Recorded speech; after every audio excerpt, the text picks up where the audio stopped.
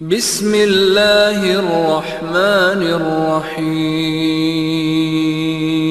ترنم سے تقریر کرنا کیسا ہے؟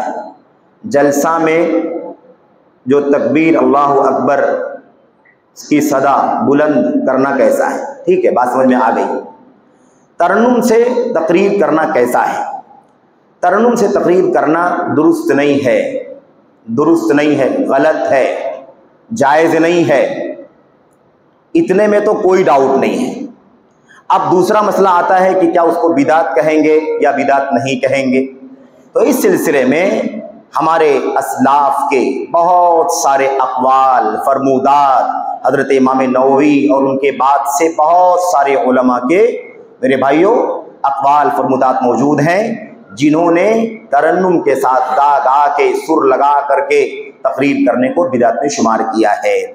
اور اللہ کے نبی علیہ الصلوۃ والسلام کی جو تقریر یا آپ کا جو خطبہ ہوتا تھا اس میں ترنم کا کوئی تصور ہی نہیں تھا، آپ نے یہ بھی سنا ہوگا کہ قرآن کریم کو اپنی آواز سے خوبصورت بناؤ، زین القرآن باصواتکم، قرآن کریم کو اپنی آوازوں سے کیا کرو؟ خوبصورت بناؤ، مزین کرو۔ یاد رکھیں، آواز سے قرآن کو پڑھتے ہوئے اپنی آواز سے قرآن کو خوبصورت بنانا، اس میں گانا نہیں آتا ہے، آواز کو خوبصورت بنانے کی بات ہے۔ کیا ضروری ہے کہ جو آدمی گائے گا اسی کی آواز خوبصورت ہے؟ کیا آپ بہت سارے نماز پڑھانے والے ائمہ کی تلاوت سنتے ہیں تو آپ کہتے ہیں کہ نہیں اتنی خوبصورت تلاوت کر رہے ہیں؟ آپ کتنے مؤذنوں کی اذان کی آواز سنتے ہیں، کیا وہ گاتا ہے؟ گاتا نہیں ہے نا، اذان دیتا ہے، لیکن اذان کی آواز بلا ترنم کے خوبصورت ہوتی ہے کہ نہیں ہوتی ہے؟ تقریر کرتے ہیں ہمارے علماء، آوازیں ان کی گانے کی نہیں ہوتی ہیں لیکن آواز میں خوبصورتی ہوتی ہے۔ تو یہ دونوں چیزیں الگ الگ، خلط ملط نہیں کرنا چاہیے۔ قرآن کریم کو اپنی آواز سے خوبصورت بناؤ، اب اس حدیث کو اٹھا کر کے کہاں فٹ کر دینا کہ قرآن کیا معنی اس کا ہے کہ قرآن کریم کی طرح سے جیسے آواز کو خوبصورت بنانا ہے تو کیا آپ قرآن کریم کیا آپ تقریروں کو بھی گایا جائے؟ بات سمجھ میں آ رہی کہ نہیں آ رہی؟ قرآن کریم کو خوبصورت بنانا ہے آواز کو، تو تقریروں کو گانا نہیں ہے، اچھی آواز میں تقریر کی جائے، خوبصورت آواز ہو، صاف آواز ہو، ستھری آواز ہو، شفاف ہو۔ نبی کریم صلی اللہ علیہ وسلم کی تقریریں ایسی ہوا کرتی تھیں۔ صحابہ کرام حضرت ثابت بن قیس بن شماس جو خطیب الانصار کہلاتے تھے، کیا وہ تقریریں گا کے کرتے تھے؟ ہے کہ نہیں؟ حضرت اشحلیہ کیا نام ہے ان کا، حضرت اسماء بنت یزید بن السکن رضی اللہ تعالیٰ عنہ انصاریہ خطیبۃ الانصار کہلاتی تھی، کیا وہ گا کے تقریر کیا کرتی تھی؟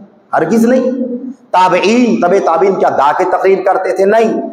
مسئلہ یہ ہے، آج لوگ کہتے ہیں کہ آپ کہتے ہیں اس کو بدعت ہے، قصہ اللہ کے نبی نے کہاں اسے بدعت کہا ہے، صحابہ نے کہاں اسے بدعت کہا ہے، تابعین نے کہاں اسے بدعت کہا ہے؟ بھائی جب وہ نبی کے زمانے میں گا کے تقریر کرنے کا طریقہ ہی نہیں تھا، صحابہ کرام کے دور میں گا کے تقریر کرنے کا تصور ہی نہیں تھا، تابعین کے زمانے میں گا کے تقریر کرنے کا ترنم کے ساتھ تصور ہی نہیں تھا، تو آپ کو یہ باتیں وہاں کہاں ملیں گی کہ بدعت ہے کہ نہیں ہے؟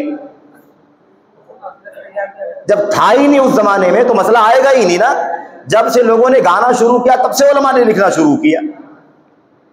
اس لیے خلاصہ یہ ہے کہ بہرحال اہل علم نے اس کو بدعت بھی کہا ہے، ورنہ اس کے ناجائز ہونے، درست نہ ہونے میں کوئی شک نہیں ہے۔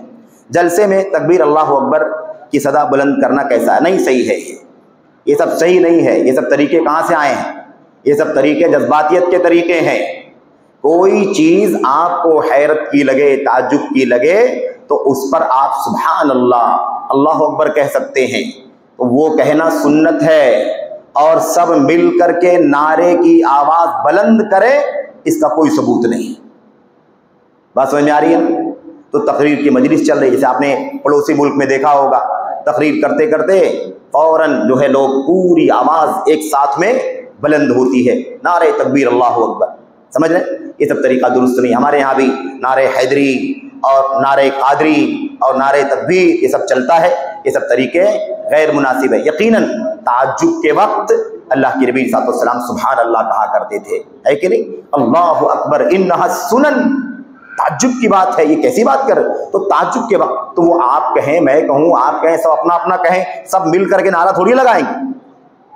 اس لیے دونوں باتوں میں فرق ہے، یہ درست نہیں ہے.